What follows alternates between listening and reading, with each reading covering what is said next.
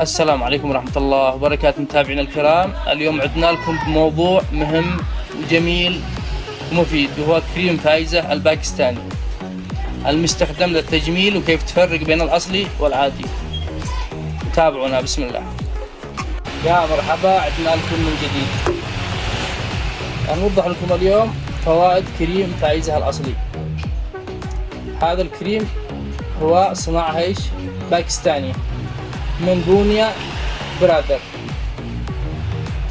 وهو يعمل على ايش؟ الترطيب العميق للبشرة وزيادة مرونة الجلد وحماية البشرة من الجفاف والعوامل الخارجية والتقليل من افرازات الميلانين، لانه الميلانين يسبب ايش؟ التصبغات، هذا يقوم بالتقليل منه، والتقليل من البقع الداكنة والنمش، تصغير المسامات، تفتيح لون البشرة، واختفاء البقع الداكنة بعد استخدام هذا الكريم. طبعا الكريم هو كريم فايزة الأصلي، هذا اللي يجي بدون صابونة، مضمون رقم 1 فايزة. هذا طبعا الكريم اللي يجي داخله أوقات يجي أبيض وأوقات يجي أصفر، بس يكون إيش؟ زي الناشف. إذا هو رطيب قوي لا تشله، يعتبر التقليد. تمام. ثاني شيء يجي منه بالصابونة.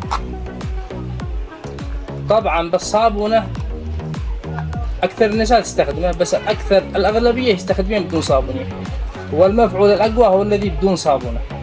أما باللي هو بالصابونة يشتكين منه كثير من النساء. أنصح لا تستخدمين هذا اللي مع الصابونة، لا تستخدمينه، استخدمي هذا الأصلي فايزة الباكستاني. طبعا مع صابونته فايزة الأصلي.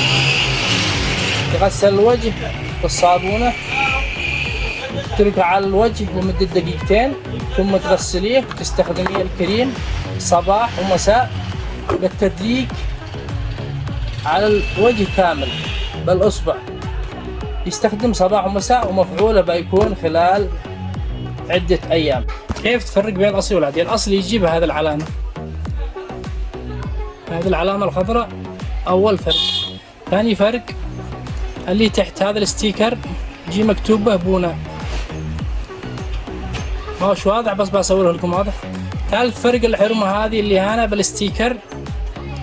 رابع فرق الكريم داخل، لما تفتح الكريم هذا الكريم يكون أصفر أو حتى أبيض. أهم شيء إيش؟ ما يكون شيء سائل، لما تقلب العلبة يستبلى، هذا يكون زي الناشف في الأصلي. تمام. أما الاختلاف الأخير اللغة تكون باكستانية في العلبة كامل،